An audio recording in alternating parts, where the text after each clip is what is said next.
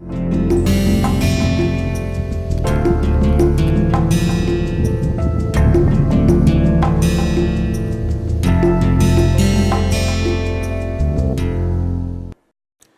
back. So, let us move ahead and see some ground photographs of strike slip fault, how it looks like. Okay. So, in previous lecture I was talking about, one was the strike slip fault, and what features you will see on the surface manifestation, the thrust fault and reverse fault. So, let us see a few more examples of that and how we classify it. Okay. So, mainly we talk about if there is a right lateral movement along the fault, that is along the strike, we also term that as a dextral movement, and if there is a left lateral, then we term that as a sinistral movement. So, within a small cartoon it has been explained here that if you are having the two blocks which are moving past each other, okay, and if there is this block 1, the block which is moving towards us will be your the motion, okay, we will take that as a motion. Okay.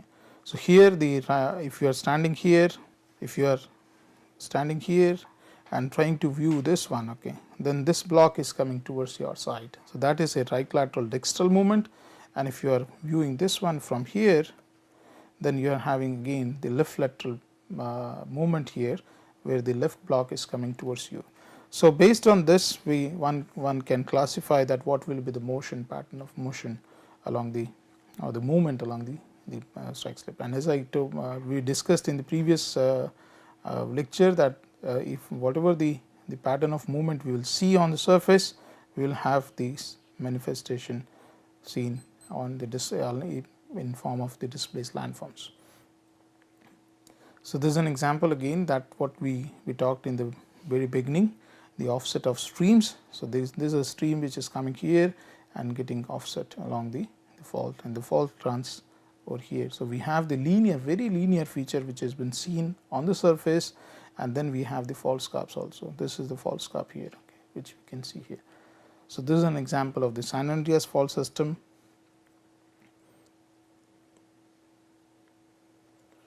This is another example of the normal faulting, okay, where you can see the displacement over here.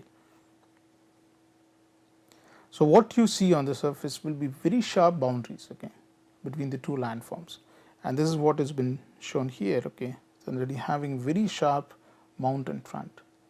So, for example, if you take this as an Himalaya and this as an Indo-Gangetic plain, so we have a very sharp boundary which exists between the Himalayas and the Indo-Gangetic plain. This is again a very famous photograph which was been taken after 1960 San Francisco earthquake. Okay.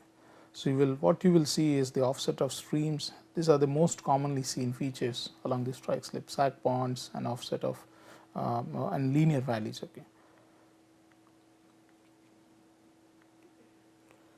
Now, in some part of US, okay, along the Sanandreas fault, the fault is creeping. Okay. So, it keeps on creeping every moment. Okay. So, this is the trace of that. Okay. So, the fault goes from here, and this again an Sanandreas fault system, part of the Sanandreas fault system, and you are having an the open drainage which has been, the wall of that has been getting displaced. Okay. A few more example of that. So, this fault is this one, Heyward fault, which is creeping, and this is a part of the Sanandreas fault system. Now, just very quick discussion here is that if you look at, there are multiple fault lines, okay, multiple fault lines here which have been shown in yellow lines, okay, and we have some numbers which has been written as 3 to 4 millimeter, 17 millimeter, then 24 millimeter. Now, this is very important because this will give us an idea that which portion of the fault is having more displacement or accumulating more strain in that region. Okay. And if you are having more strain, and the likelihood of having a large magnitude earthquake in near future increases. Okay. So, the probability of earthquake in that particular region will increase. Now, that what we need to do in India. So, we have multiple fault lines in Himalayas like Himalayan frontal thrust, then we are having main boundary fault or main boundary thrust, and then we are having MCT, and in between this fault systems we have many smaller imbricated faults. Okay. So, we need to have an idea of that, how those faults are slipping and what are the rates of along that fault. Okay. So, this will give us an idea. For example, here if you take the most having the higher slip or the rate of convergence is over here. Okay. So, this area will have higher potential of triggering large magnitude earthquake in near future. Now, coming to the Heyward fault, let us see a couple of photographs, ground photographs of creeping. Okay. So, people know that there is a fault here. So, they settled before they came to know that there is a fault, but now onwards after they understand that, okay, that there is a fault here, no construction has been allowed, but whosoever is staying here, they have to live with the fault, and they are okay. So, fault runs somewhere here along the street, and how they came to know that this is creeping, because they used to face the breakage in the utilities, okay, like water pipelines and drainage pipelines and all that. Okay. So, they reported this to the municipal office, and then the survey, based on the survey and the detailed studies, they came to know that this is a part of the Sanandreas fault, Heyward fault, which is creeping over the time. Okay. Close up of that one again. So, you can if you can clearly look at the pedestrian path here, this corner has been displaced. Okay. So, this is coming like this and going like that. Okay. So, fault runs over here. So, they have the understanding. Okay. And then another photograph, close up of that. Okay. So, you can see here the cracks which are coming up on the road. Okay. So, fault runs through here. Okay. It goes here. So, this is the zone here. Okay. And close up of this, let us see the close up of this one. Okay. Over here. Okay. So, you have a displacement. You can see the displacement here also. Okay. So, this pedestrian path, the boundary of that got displaced, and this is because of the creeping. Okay. Again, there is a close up of this. This is an abundant rail track, and these are the new one. Okay. So, they know, they understand that what is the amount of creep every year. So, they keep on shifting the rail tracks also. So, minimize the accidents here. Okay. The close up of this one, you can see the offset of the train lines. Okay, here the railway lines. So, these are the new one which they have created after this, then they have abandoned this one.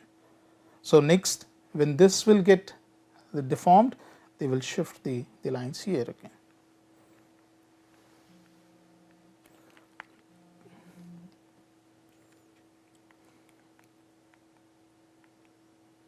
Now, another important aspect which we have been looking at is the safety and conservation of the heritage structures. Okay. This I just wanted to put in because this is one of the most important part which many institutes have taken up. Okay. And this I just wanted to project that there was a workshop which was been organized by IIT Madras, okay, and Archaeological Survey of India. Okay.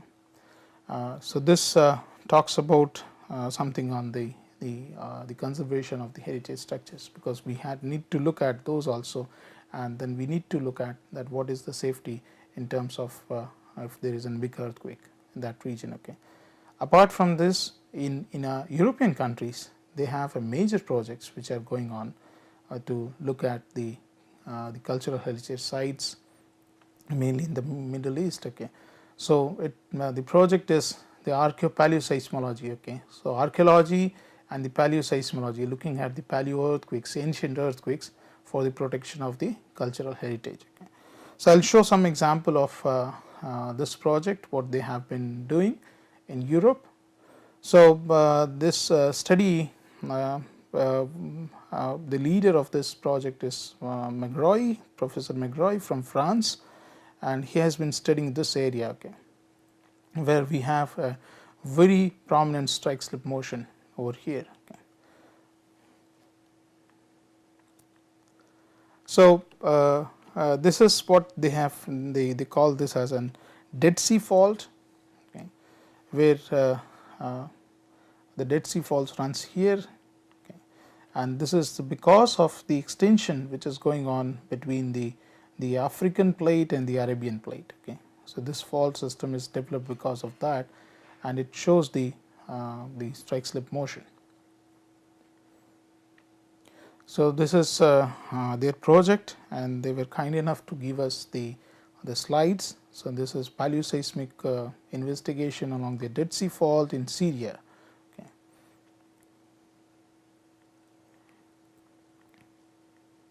So, very quickly we will look at that what they have been looking at. So, this is the satellite data which shows the clear signature of the Dead Sea fault here, okay. And this basin is also formed because of the displacement on the fault, okay. So, this has a left lateral strike slip motion over here. So, this is a trace of the fault which can be seen here also, okay.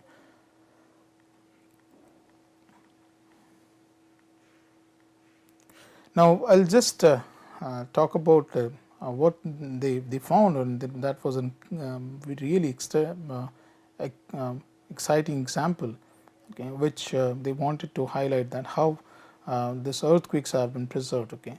Now, this is an ancient site, okay, where European aqueduct got displaced number of times, okay, during an earthquake, and the people who occupied and reoccupied that place, okay, kept on reconstructing. Okay. So, if you look at the wall here which has been seen is been displaced here. Okay. So, this is an left lateral motion here. Okay. So, you have in the fault zone which passes through here, and this moved left laterally, and the total displacement which they have measured is almost like 13 meters or so. Okay. So, one side you have the Arabian plate, and another side is an African plate. Okay. The displacement is almost like 13.6 meter, and this is not the single event, this is multiple event displacement. Okay. So, that what we do is we do very detailed field mapping and try to understand that how much displacement has been acquired along that particular fault. So, if there is, for example, there is a fault line here, then we are having the total amount of displacement which has been measured, and then we try to look at the trenches also. So, we see the section and try to look at that how many soil layers were been displaced in the past. Okay. So, this is the way the trenching and the mapping has been done. If we open the section across the fault. Okay. So, if you are having, this is what they have shown the trench. So, this section is from the trench here. Okay. So, they have marked multiple events. So, this is the older event which stop here, and then these are the younger events which goes right up to the surface. Okay. So, based on this, one can also predict an earthquake in future. Okay. If the earthquakes are systematic, if they are occurring in a very systematic manner in terms of the time, then one can predict the earthquake. Okay. So, this is the, if it shows the linear relationship, then it is possible, okay, in terms of the time and the so if you look at here, this is what they talk about the cumulative displacement, and then they are having the years. Okay. So, this much time it will take to trigger, it took to trigger another one, the next event with respect to this one. So, this is an earthquake here. So, this much time was been a time lag between the two events, another one which occurred here, and then it was a shorter period here, then again it was a longer. So, this is very much similar to this one here. So, what they expect that either they have the another one here which will take similar time, or maybe the shorter as compared to this one. Okay. So, at least they will be, one can predict that when can be a next earthquake coming up in that on that particular fault. But what we have been experiencing that since we are not having a systematic time gap in between the two events, it is difficult to predict. But I can say that at least we have the awareness, and we will be able to know that which fault it will be capable of triggering the magnitude, that is the earthquake of any particular magnitude. Okay. So that also is helpful, and where the fault passes through. So we should be aware of that. So we can create a buffer zone, and we avoid putting structures on those faults. Okay. So this is one interpretation which can be taken up. This is another interpretation which can be taken up based on the shorter interval which has been seen here. Okay. And this one is the third one, okay, which you can, like the same one, you can take that, maybe the next one will be here. Now very quickly, what another team has been doing in Europe, that they have tried to look at the signature of the past earthquake preserved in the archaeological sites. Okay. And they are trying to understand that what happened during that period, and that can, whether that information can be helpful in terms of the seismic hazard assessment in present day actually. So that is another one very important part which they have done. Okay. So the older ancient structures there, they have tried to look at that what are the various signatures which can be taken as that for example the falling pillars in one particular direction. Okay. And the displacement of the block walls, okay, or the blocks within the wall and all that. Okay. So they have taken that as one of the examples for that. Okay. Now there is another one which was been done. This was been published in Bulletin of Earthquake Engineering, which talks about the quantitative archaeological investigation, archaeoseismological investigation in Greece. Okay. And this was the great theater where they look at, okay, Larissa theater. Okay. So this is an aerial photograph of that, and what they looked at is the displacement, the pillars or the columns they have, and then there was a displacement or the spreading out of the blocks. Okay. And then forward and reverse displacement of the block and the rotation of the blocks. Okay. So this type of evidence or signatures they have taken into consideration to understand the past events. Okay.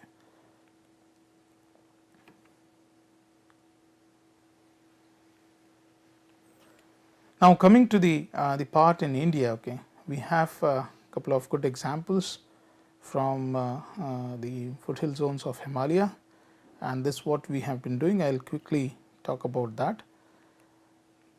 So we have discussed that we have a couple of large magnitude earthquakes in the Indian subcontinent in the past, having different plate boundaries, like subduction zone in the east, and then we are having the subduction as well as collision zone in the north, and then we are having a zone here which has triggered large magnitude earthquakes, that is Kutch, and then we are having a Makran zone here, and this one is your Andaman subduction zone, Sumatra Andaman subduction zone. And nevertheless, we have a couple of events which have been triggered within the plate, and that what we termed as the earthquake triggered in stable continental regions. Okay, because we consider that this plate away from the plate boundary is stable in terms of triggering earthquake, but it is not so. We experienced 1993 earthquake of Latur, Khiladi earthquake of magnitude 6.2, and then even then we have another earthquake of which was not so large, but it also jottled the people here. Okay, in 1997, this is the earthquake which took place, the Jabalpur earthquake. Okay, and then so based on this we have the zonation map, where we have the zones which is from like 2 to 5. Okay, so we have zone 2, this blue one, and then we are having zone 3, and then we are having zone 4, which is this one here, and then these are all in zone 5. the whole Andaman is in zone 5, Kutch is in zone 5, and then some part of the Himalaya are been put in zone 5 and adjacent parts are in zone 4. So, zone 5 are the most vulnerable regions in the region, okay, like Himalayas and all that. Now, coming quickly to this one, I think we have discussed this in the previous lectures also. Coming to this area which is located over here, okay, in the foothill zone of Himalaya, where we have identified that the most recent earthquake was around 1400 AD. So, you have an Himalayan front here. So, and the well planned city which we talk about is Chandigarh here, okay, and which is again having a very the active faults sitting very close to it, okay. So, one fault which is Himalayan frontal thrust goes here, another fault crosses this valley. This is what we have we say Mughal Garden fault, because it is within the Mughal valley, and then we are having another fault which runs here, okay, and another one over here, okay. So, if you look at that within a distance of 25 to 50 kilometers, okay, we are having several active faults which are capable of triggering large magnitude earthquakes in the near future. So, 1, 2, 3 and 4, okay. So, we are having 4 faults which are sitting close to Chandigarh region, okay, and not very far from the Indo-Gangetic plain. So, we have this like the most recent earthquake, as I told, that it was around 1400 to 1500 AD from this one, and then we have the signatures of earthquakes which took place 4000 years and 10,000 years back, okay. Now, based on the definition of the active fault, this fault is categorized as under the active fault system, because the earthquakes which we have marked here or identified from this region have occurred within 10,000 years. Now, let us see the Mughal Garden fault, some signature in terms of the archaeoseismological part. So, these are the fault map which usually we prepare. This we call as a geomorphic as well as the fault distribution map, and all the landforms have been marked here, which you can see at this place here in the caption, where we have the older surface, then we are having younger surface going up, okay. So, this fault which is the Himalayan frontal thrust, okay, which marks the present plate boundary between the Eurasian plate and the Indo-Gangetic Indian plate, okay, is marked between it marks the boundary between the Shivalik hills or sub-Himalayas and the Indo-Gangetic plain. It has displaced all the surfaces here. This means that that this remained active since its development, okay, and it kept on displacing all the landforms, right from the older to younger, okay. Similarly, we have another fault which we have named as a Mughal Garden fault. Another one is the Barsar thrust fault, and then we are having a Taksal fault over here, okay. So, this is a satellite high resolution satellite photograph, which is what we used. So, Corona satellite photos. So, we have used and we have marked this the fault over here, okay, and let us see close up of this area here, okay. So, we have number of the arrows which are been shown here are showing the traces of the faults here, okay. So, this is a close Google Earth move picture which shows the fault trace which goes over here, okay.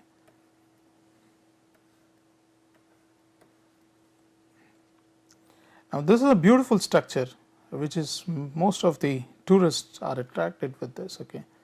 This is a Mughal Garden which is sitting right on the fault, okay. So, if you look at this one, this trace here, this part of the garden is sitting right on the fault, and what they did was, because Mughals mostly, if you look at, okay, they were more keen in having Mughals were more keen in having a path which can drain the water through and through, center of the garden. Okay, and this what we have seen in most of the gardens, okay, of the Mughal gardens, and they to create a flow, okay, they use this scarp. I will show the close up of this. So, this scarp over here is almost 12-meter high. Okay, this side is the uplifted part, this is the hanging wall, and this side is the foot wall. Okay, so they took this advantage of the land level variation, okay, and then they created the flow over here. So they wanted to have a gradient for for having better flow. So close up of this again. So this is the photograph which has been taken in 60s and between 60 and 65. Okay. So the fault traces over here. Okay. Again, without having understanding, the structure was been created or built on exactly on the fault, and you can see the slight warping here. Okay, and this is what is the fault scarp. So this structure is sitting right on the fault scarp. So next event, this structure will definitely go off. Okay. This photograph again was been taken in 1979, and this photograph we took in 2001. Okay, so this road has been used number of times by local people, but they are not aware that there is a fault here. Okay, so this is the garden which was been built in 17th century. Okay, so this is the fault scarp here, which was been used as to provide a gradient to this the channel in the center. Okay, so without having the understanding here. Okay, so we'll stop here and we'll continue in the next lecture, and we'll be quick to look at the examples from India. Okay, thank you so much.